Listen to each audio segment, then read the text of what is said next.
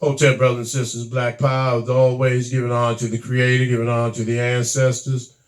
My sister, Chief of Staff, Brother Harris Abdul of the Street Law Soldiers, my in-laws, my father, my subscribers, my listeners, my viewers, my supporters, my comrades, family, and everyone that is fighting for the liberation and salvation of our Black nation. Today, I'm going to I'm gonna go a little. I'm gonna deal with the individual today, and I might later on in another video, I might talk about some other issues that need to be discussed. But first of all, I want to talk about this one gentleman, Otis Redding. You may find it interesting. Yeah, brother Otis Redding, man. Just want to touch on some things about him. I'm going to prove to you that he was murdered and what happened that led up to the events of his demise, which took place on December the 10th, 1969. And Otis Redding was a very, very powerful brother. He carried himself, he was much more mature than his age, because he was only the same age as Tupac when he left. I believe he was 26. And people always thought, including myself, that he was older than he really was, based on how he carried himself. A 6'4", 245-pound frame, that was talented and gifted, with the ability to play multi-instruments, as well as that raspy, strong, melanated soldier, warrior voice. And so, some of the things that Otis Redding had tried to carry on that Sam Cooke left off, because Sam Cooke was murdered for refusing to allow himself to be extorted by the mobsters of the industry. And Otis Redding was the same way. He owned all his publishing, all his recordings, all his rights, copyrights, his own recording company, his own masters. And what happened? They tried to extort him as well as they did Sam Cooke. Otis Redding owned farmland, cows. He had an awesome car collection. And he was just an awesome, strong brother. And he was married to Zelma Redding, which was his wife, all the way to his demise. Otis Redding had a hell of a jewelry collection.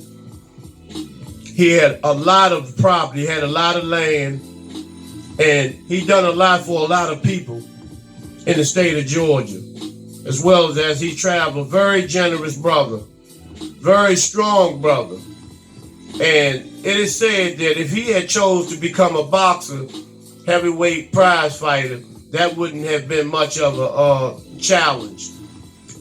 So Otis was one, as in the brother Wilson Pickett, if you ever heard of him, that really didn't take no shit off of these crackers. And that infuriated these devils, And so,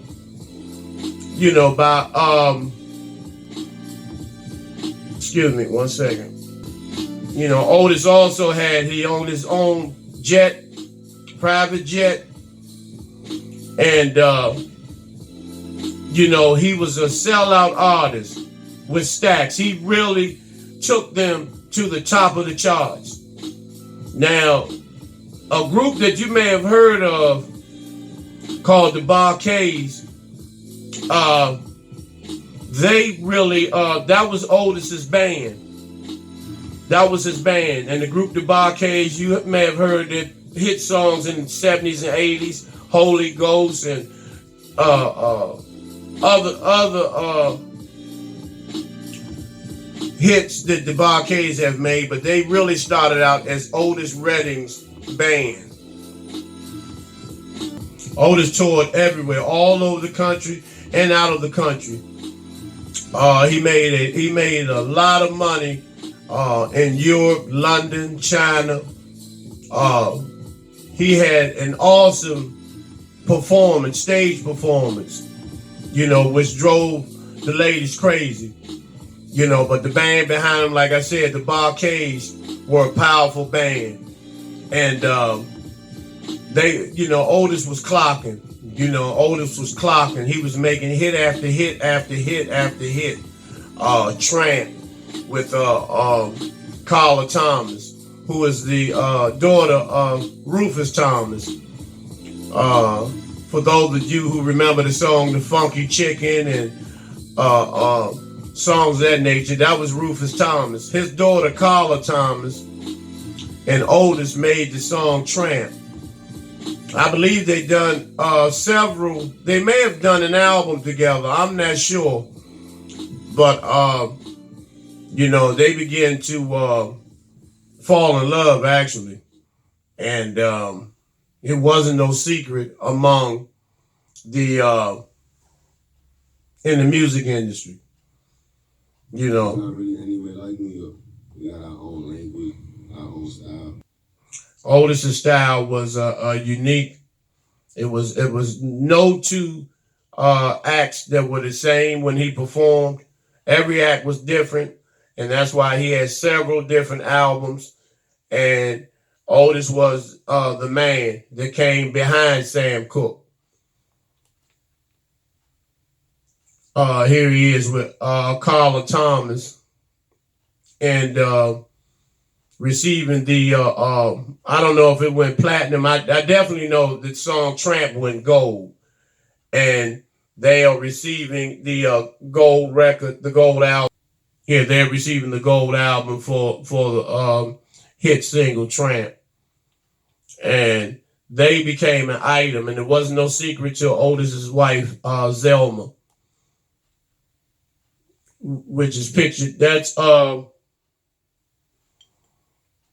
that's almost a recent picture of Zelma Redding.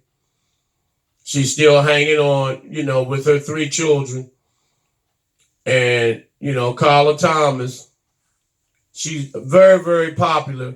And she managed to go solo, pursue a solo career that lasted nearly 20 years. But she never made a hit song as big as Tramp, the one she recorded with Otis Redding. The Barcades were really a powerful group. Very, very powerful group. And Otis was the one who you could tell his music because he emphasized a lot on the horn section. And, they had a vicious horn section and percussion section of the group, the Barcades. And it went on to last, for decades and decades. You can hear the horn section in the song Holy Ghost, but if you listen to a lot of Otis's old songs, you will hear, the love he had for the sound of the horns and trumpets, in which I'm like that too. I love the sound of horns, trumpets, and pianos and drums. Very, very, it's a very, very amazing instrument that was created by us, as you know. And what happened prior to the plane crashing? Otis was already beaten on the plane. On the plane. He was strapped in his seatbelt in his private jet. And he was actually beaten before the plane even took off because his part of the jet had privacy, curtains and whatnot. Because Otis had a lot of, the top of his head was open up. And that was a result of lead pipes. The same lead pipes that was used on Sam Cooke. Sam Cooke, after he was shot, he was beaten in the top of the head with lead pipes in the same fashion that Otis Redding was. And I'll show you proof shortly of how, he was beaten in the head with those pipes. That's Otis being pulled out of the icy waters, in the Wisconsin Bay in Madison, Wisconsin. And it's ironic that his last song was sitting on the dock of the bay. Watching the tide roll away. And that's literally what was happening to Otis and the members of the Barcades. Now, there were two members that didn't get on the jet because it was said that there was not enough room for all the instruments and the equipment and all of the players. So I believe the bass player and another individual stayed back. And which those two became the brother Alexander, and it's another brother who went on later on to reestablish the group the Barcades in the 70s and 80s. But however, the original members, perished in those icy waters in the Wisconsin Bay. And that's Otis being pulled out of the icy waters. Now, if you look at this picture closely, Otis, get some of the Queen's lemonade. If you want some instructions on the Queen's lemonade, on some directions on how to make some good lemonade from the Queen, leave your comments and she'll give you some instructions on how to make a good lemonade. Make some damn good lemonade, I tell you. But anyway, if you look at Otis, is still strapped in his chair from the plane. This is how he was pulled out of the waters. Let me see if I can get a better, clear picture. And he was pulled out of these icy waters. And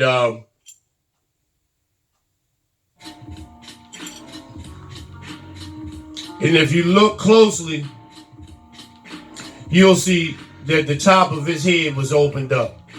And he was still, when they pulled him out of the icy waters, he was still strapped in his chair. The whole chair was in the water. Now, I had actual video footage of Otis Redding being pulled out of the water. Video footage showing how when they pulled him out of the water, he had no shoes on, and how his body was so mishandled. But somehow that video was removed out of my system as well as off social media. And this is him. This is Otis in the morgue right here with this devil standing over top of him. Taking the picture, looking in the camera like Otis Redding is a fucking dead deer, a dead fucking animal or something. And this is what the industry was doing to those who would not comply and allow themselves to be extorted. Now, the Temptations were extorted, Smokey Robinson, the DLC, all of those black groups, the Supremes, all of them were extorted by the mobsters of the industry. Mickey Cohen on the West Coast, You know, and certain organized crime families in the East would extort these black-owned record companies. That's why you never heard of anything about any of these brothers having problems with tax problems or anything like that, because really, they really weren't making the money that people thought they were, which was one of the reasons that led to Paul Williams. He was claimed to have committed suicide, but we know different. Paul Williams was murdered from the Temptations. Paul Williams was murdered behind money, a gambling debt with the mobsters that he was unable to pay. And so they tried, Berry Gordy, all these, Motown tried to fix it up where it was a suicide, where he had this, he was out of control with a drinking problem and all of this shit. But it wasn't that. And that's the reason not only Paul Williams, David Ruffin, Eddie Kendricks, and all of them started to lose it behind the fact that they were being robbed.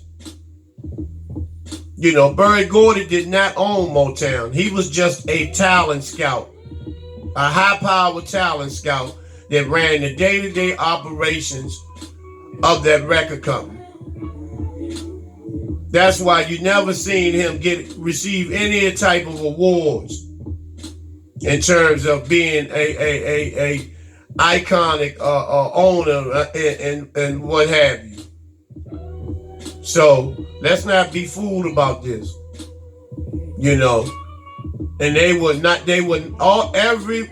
brother that refused to comply with being extorted was murdered. Sam Cooke being the first, Otis being the second. And so, this was a tragedy, for Black America. The Black community was devastated because they were unaware of the things that was taking place. Everybody assumed, even to this day, that Otis Redding perished in a plane crash. Now you see different. And may we give honor to Otis, because I know he's pleased with the work that I've been doing in terms of revealing the truth on what happened to him. May he continue to rise and walk in power. But nevertheless, that's a photo of him still strapped in the chair with the seatbelt on, with his head opened up.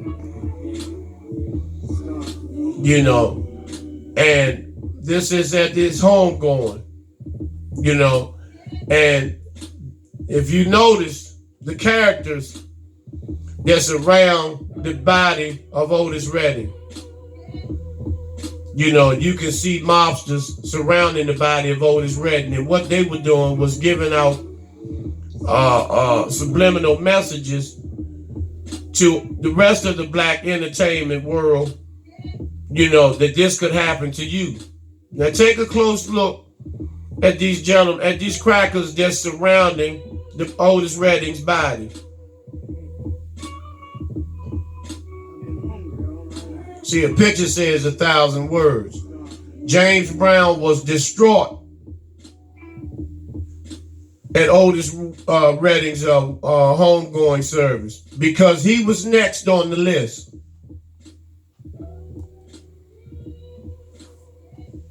So we must remember Otis Redding, and he was a great man, very, very powerful man, very generous man, and as an entertainer, during that time, things happened, these brothers went on the road and, they took care of their families, but, a lot of them, not all of them, got involved in extramarital affairs and what have you.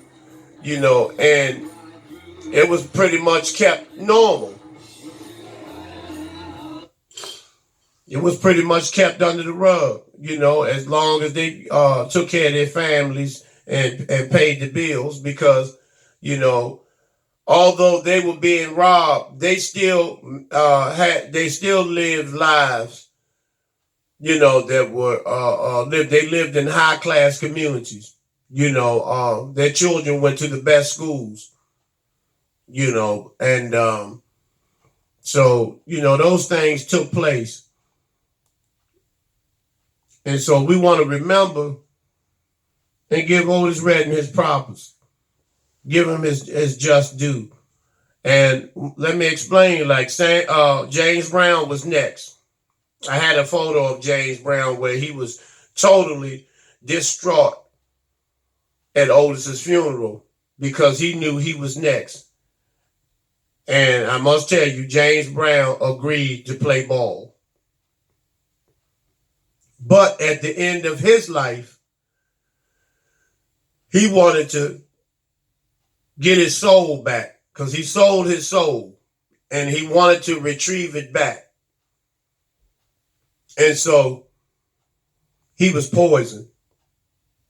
And if you want to know any further information on the murder of James Brown, look up his son, Daryl. And Daryl went public in stating what happened to his father, that he was poisoned. And on Christmas Day, I believe it was 2006, 2005, or 2006. It may have been around that time, because Michael Jackson followed James Brown. And you see how this pattern goes, with the annihilation of our entertainers and just of our brothers and sisters who are outspoken and who who refuse to be extorted, refuse to be taken advantage of, and are stand-up individuals. But the sad thing about it, that no one supports them. There's no one backing them up. And I'm going to be talking about the next video will probably, I'm not for sure, will probably be about the Masonic order that runs this country. I got a lot of information from young Pharaoh pertaining to that subject matter. So I will be continuing my research, and I'll be presenting that to you shortly. However, I hope that you got something out of the video today. But let me also include that the sons of Otis Redding ended up having their own group called the Reddings, and they were a one-hit wonder, so to speak. And his daughter, he named his daughter after Carla Redding. And a lot of people say that was Carla Thomas's daughter, but that was an outright lie. It was, that's Zelma Redding's daughter, and she was named Carla.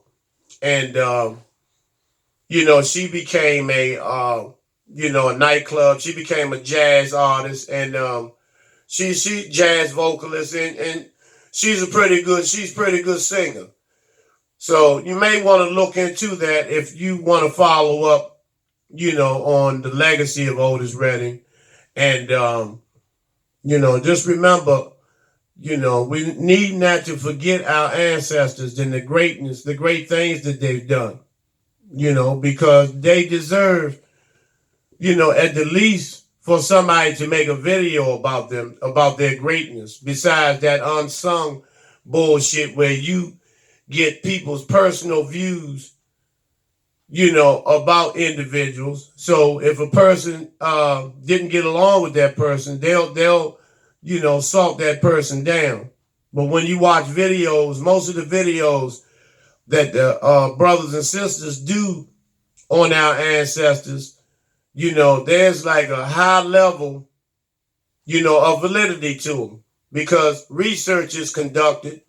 thorough research is conducted in a lot of from a lot of our brothers and sisters. And, you get the honest truth, with the unbiased judgment of our ancestors. So, and I like to give shout outs as always, my love to, from the Queen and myself, to all my contributors, all the people that donate to Shaka Sankofa and the Street Law Soldiers. Your donations have been really been put to good use. As you can tell that video quality has improved as a result of you guys. You all just been, making your contributions and donations. And things are going to get more better and better as we go along, because I want to include you all. I'm seriously considering going on the lecture tour 2019, to meet a lot of you all. I would like to meet you all in person, and break bread with you all, come to your towns and cities and, help our struggling brothers and sisters, and go into the hoods and break bread with the brothers and sisters in the bowels of the beast, like we do here in Washington, D.C., and then we can begin having conferences and summits, getting all the brothers and sisters together so we can come up with a contingent to an agenda to feed, house, clean up our people, as well as educate them, so they can understand who they really are. That we are the indigenous African Black natives of this corporation. This is not this. The United States is a corporation, and I'll get into that later. For those who don't think that I'm down with that, you got another thing coming, because I can break that down as well. But until we meet again, brothers and sisters, Hotep, Black Power.